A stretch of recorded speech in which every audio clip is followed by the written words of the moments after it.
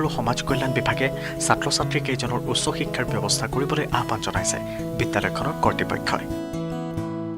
আজিৰ পৰা 10 বছৰ আগত বুকুত সাহস বান্ধি দিব্যাংগসকলৰ শৈক্ষিক আৰু মানসিকভাৱে বৌদ্ধিক বিকাশৰ লক্ষ্য আৰু উদ্দেশ্য আগত ৰাখি তিতাবৰ সমষ্টিৰ চেৰিডৰ এটা ভাড়া গৃহত তিতাবৰ প্ৰতিবন্ধী মুকবধিৰ বিদ্যালয়ৰ নামেৰে এটি অনুষ্ঠান আমি আৰম্ভ কৰোঁ। সেয়াই আছিল আমাৰ আৰম্ভণি। দিনক ৰাতি ৰাতিক দিন কৰি আমি অনুষ্ঠানটোৰ কাম কৰি নিজাকৈ এক বাস্তৱ ৰূপ পালে ৰাইজৰ সহযোগ আৰু চৰকাৰৰ সহায়ত। আহি আমাৰ অনুষ্ঠানটিত উজনি অসমৰ ভিন্ন জিলাৰ ল'ৰা ছোৱালীয়ে ছাত্ৰ ছাত্ৰী আহি ইয়াত মুকবধিৰ ছাত্ৰ ছাত্ৰীসকলে শিক্ষা গ্ৰহণ কৰিছে।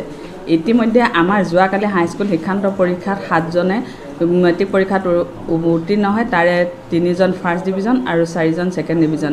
এতিয়া আমাৰ আটাইতকৈ ডাঙৰ প্ৰশ্নটো হ'ল যে আমাৰ এই উচ্চ শিক্ষিতৰ বাবে আগবাঢ়ি অহা এই 7জন যুৱক যুৱতীৰ বাবে কোনো উচ্চ শিক্ষানুষ্ঠান অসমত মুকবধিসকলৰ বাবে নাই। গতিকে আজি মই আপোনালোকক সংবাদ মাধ্যমৰ যোগেদি এটা আহ্বান জনাওঁ অসমৰ মাননীয় মুখ্যমন্ত্ৰী মহোদয় আৰু সমাজ কল্যাণ মন্ত্ৰী মহোদয়ক, যাতে এই দিব্যাংগ মুকবধিৰ ছাত্ৰ ছাত্ৰীসকল যাতে ঘৰতে অৱহেলিত হৈ থাকিব নোৱাৰে, সিহঁতে যাতে উচ্চ শিক্ষাৰে শিক্ষিত হৈ সমাজৰ এজন সুপ্ৰতিষ্ঠিত নাগৰিক হওক, তাৰ ওপৰত লক্ষ্য ৰাখি অতি সোনকালে তেওঁলোকৰ কাৰণে এটা উচ্চ শিক্ষা অনুষ্ঠানৰ প্ৰতিষ্ঠা কৰি আৰু তেওঁলোকক এডমিশ্যনৰ বাবে যোগাযোগৰ ব্যৱস্থা কৰি দিবৰ বাবে মই সংবাদ মাধ্যমৰ যোগেদি মন্ত্ৰী মহোদয়সকলক অনুৰোধ জনালোঁ। এইবাৰ জনাইছোঁ কাজিৰঙাৰ আন এটা খবৰ। মনত অদম্য হেঁপাহ থাকিলে লক্ষ্যত উপনীত হোৱাৰ বাটত শাৰীৰিক বাধা কেতিয়াও হেঙাৰ হ'ব নোৱাৰে, আৰু তাকেই পুনৰবাৰ প্ৰমাণ কৰি দেখুৱালে কাজিৰঙাৰ এজন উদীয়মান ছাত্ৰই। নিজৰ শাৰীৰিক বাধাকো প্ৰত্যাহ্বান হিচাপে লৈ, গভীৰ আত্মবিশ্বাস আৰু মাক দেউতাকৰ প্ৰেৰণাক উৎসাহ হিচাপে লৈ শাৰীৰিক বাধাৰ হেঙাৰ অতিক্ৰমী বিগত শুকুৰবাৰে মূল্যায়ন পদ্ধতিৰে ঘোষণা হোৱা হাইস্কুল শিক্ষান্ত পৰীক্ষাৰ ফলাফলত সুখ্যাতিৰে উত্তীৰ্ণ হৈ বৃহত্তৰ কাজিৰঙা অঞ্চললৈ গৌৰৱ কঢ়িয়াই আনিলে এজন দিব্যাংগ ছাত্ৰই। উল্লেখযোগ্য যে জন্মৰে পৰাই দৃষ্টিশক্তিৰ ক্ষেত্ৰত বাধা থকা বিকি ৰজকে অধ্যয়ন কৰিছিল বোকাখাটস্থিত উজনি অসমৰ বিকলাংগ কেন্দ্ৰত। বিদ্যালয়ৰ পৰীক্ষাসমূহত ৰাইটাৰৰ সহায়ত অৱতীৰ্ণ হোৱা বিকিৰ শিক্ষা গ্ৰহণত অলপো অসুবিধা নোহোৱাকৈ সহযোগিতা আগবঢ়াইছিল তেওঁৰ পিতৃ মাতৃয়ে। মোৰ নাম শ্ৰী বিকি ৰজক। মই বোকাখাট উজনি অসম বিকলাংগ কেন্দ্ৰৰ ছাত্ৰ। আজি মোৰ বহুত ভাল লাগিছে, যিহেতু মা দেউতা আৰু ছাৰ বাইদেউ মোক আজি অনুপ্ৰেৰণাতে আজি মই বহুত আজি আগবাঢ়িব পাৰিছোঁ। চৰকাৰৰ শিক্ষা বিভাগৰ নীতি নিৰ্দেশনাত আজি ৰাইটাৰলৈ আজি মেট্ৰিক পৰীক্ষাত আজি প্ৰথম বিভাগত উত্তীৰ্ণ হৈছোঁ, আৰু ৰাইটাৰজনকো আজি মই বহুত ধন্যবাদ জ্ঞাপন কৰিছোঁ। আজি মোৰ বহুত ভাল লাগিছে, আৰু মই আগলৈ যিহেতু এজন ভাল ছিংগাৰ হ'ম, আৰু মোৰ আটাইতকৈ ভাল ছাবজেক্ট হৈছে মই আছামিজ ছাবজেক্টটো মই বহুত ভাল পাওঁ। দৃষ্টিশক্তিত বাধা থাকিলেও প্ৰবল স্মৃতিশক্তিৰ অধিকাৰী বিকিৰ মাতৃয়ে পঢ়ি দিয়া পাঠ্যপুথি মনত ৰাখি গৈছিল বিকিয়ে। নিজৰ অধ্যৱসায় অটুট ৰাখি উচ্চ শিক্ষাৰ বাবে আগ্ৰহী বিকিৰ আছে এটা সুললিত কণ্ঠও। পঢ়াৰ মাজতে সংগীতৰ সাধনা কৰি যোৱা বিকিৰ মন ভৱিষ্যতে এজন সংগীত শিল্পী হিচাপে নিজকে প্ৰতিষ্ঠা কৰা। বিকি ৰজক কাজিৰঙাৰ জ্যেষ্ঠ সাংবাদিক ৰঞ্জিত ৰজকৰ পুত্ৰ। লগতে সাংবাদিকগৰাকীৰ সৰু পুত্ৰ ৰবি ৰজকেও 2টা বিষয়ত লেটাৰ মাৰ্কসহ এইবাৰ হাইস্কুল শিক্ষান্ত পৰীক্ষাত প্ৰথম বিভাগত সুখ্যাতিৰে উত্তীৰ্ণ হৈছে। তেওঁ সৰুৰে পৰা খুব ইচ্ছা আছিলে পঢ়াৰ কাৰণে।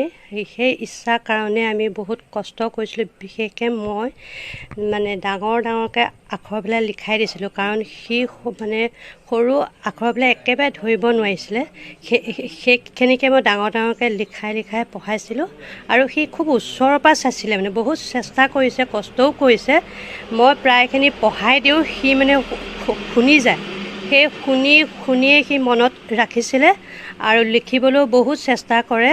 তেনেকৈয়ে সি পঢ়িলে, আৰু তেওঁৰ লগৰ ছাত্ৰ ছাত্ৰী বাইদেউহঁতেও বহুতখিনি সহায়ো কৰিছিলে।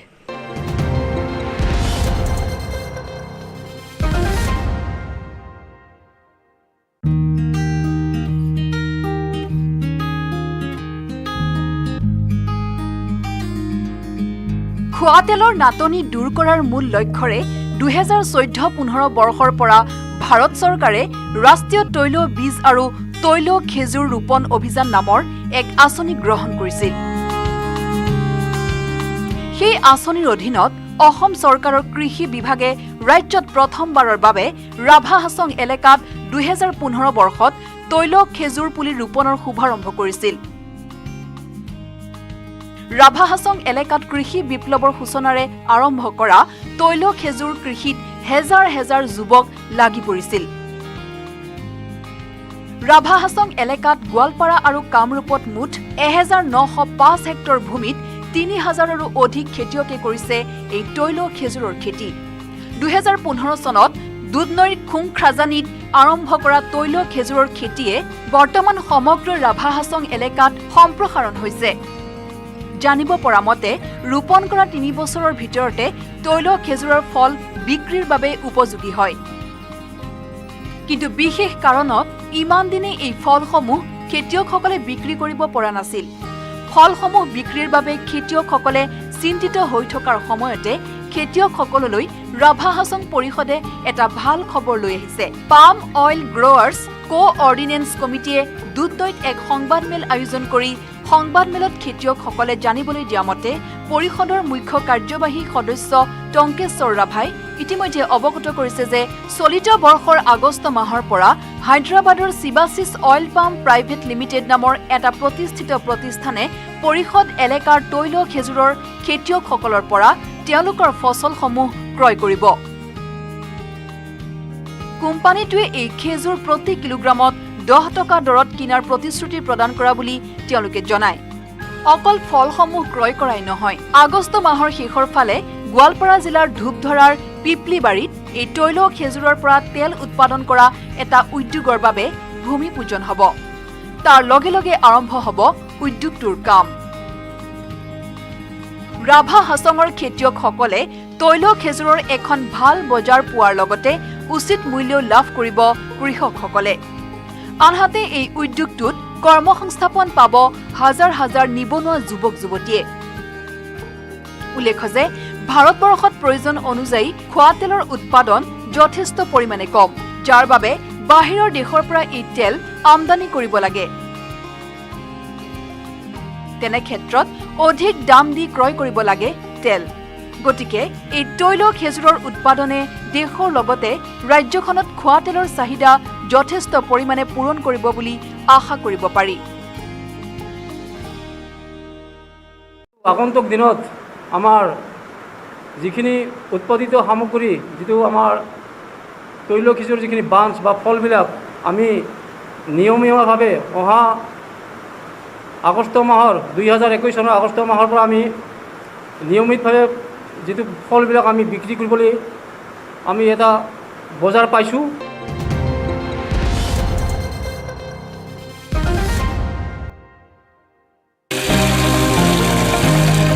জল জীৱন মিছনৰ অধীনত ঘৰে ঘৰে পানী যোগানৰ লক্ষ্যৰে চামগুৰিৰ লাওখোৱা জনস্বাস্থ্য কাৰিকৰী বিভাগৰ কলিয়াবৰ সংমণ্ডলৰ অন্তৰ্গত বৰুণগুৰি বিলপাৰ পানী যোগান আঁচনিৰ শুভাৰম্ভণি কৰা হয়।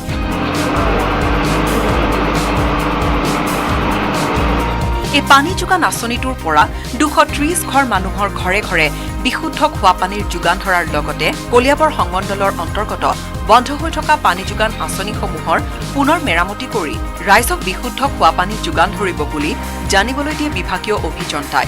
শুভাৰম্ভণি অনুষ্ঠানটোত উপস্থিত থাকে নগাঁও জিলা কংগ্ৰেছৰ সাধাৰণ সম্পাদক মজিবুৰ ৰহমান, কাৰ্যকৰী অভিযন্তাৰ লগতে বিভাগীয় কেইবাজনো বিষয়া।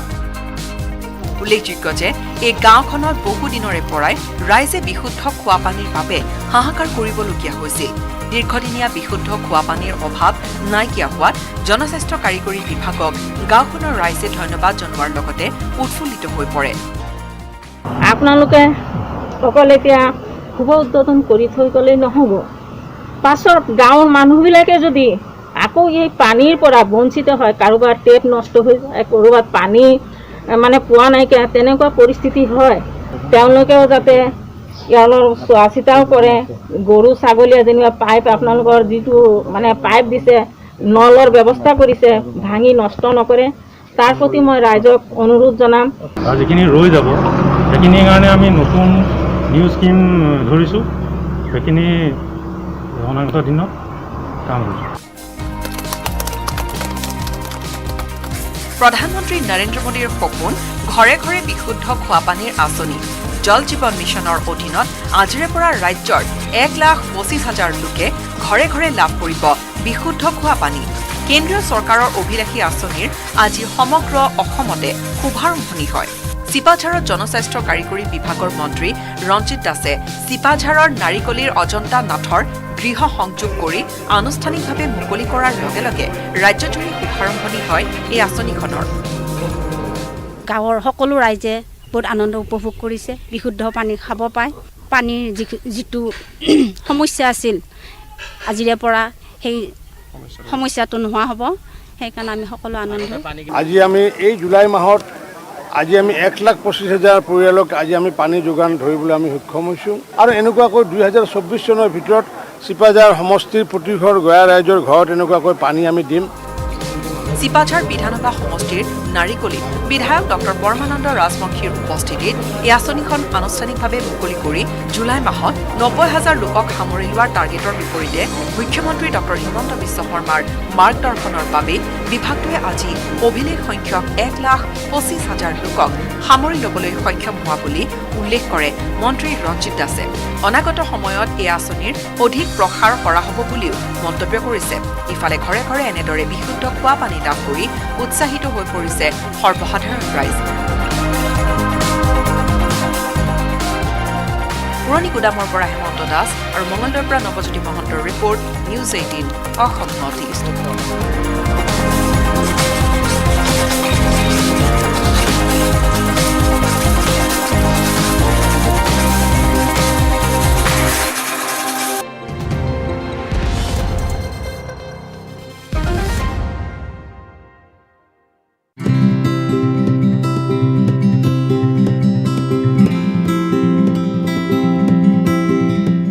অসমৰ প্ৰতিটো নামঘৰত প্ৰতিষ্ঠিত সিংহাসন অসমৰ সত্ৰীয়া শৈলীৰ কাঠশিল্পৰ ঐতিহ্য আজিও নিৰহ নিপানী উদাহৰণ।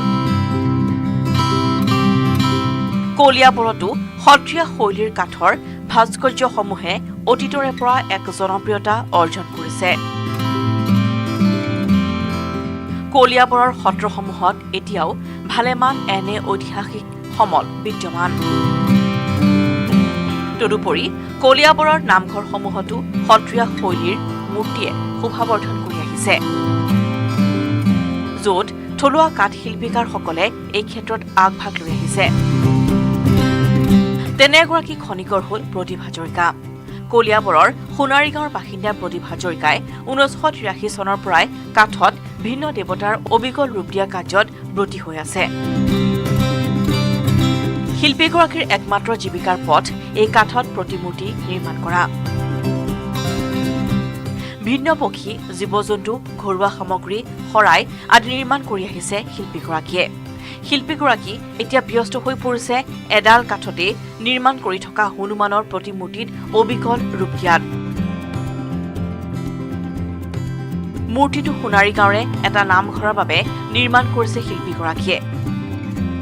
কাঠৰ কাম হিচাপে মই শিকোঁতে 83 চনৰ পৰা শিকিছোঁ, কিন্তু এই ভাগ বনাবৰ কাৰণে আজি 5 বছৰমানৰ পৰা এনেকুৱাবিলাক বনাই। এজন গৰুণ্ড পক্ষী বনাইছিলোঁ সৰুকৈ, তাৰপিছত আমাৰ নামঘৰৰ কাৰণে এজন বনালোঁ এই ভাগৰ সমান ডাঙৰকৈ, এই ভাগ এতিয়া দেখিব আপোনালোকে।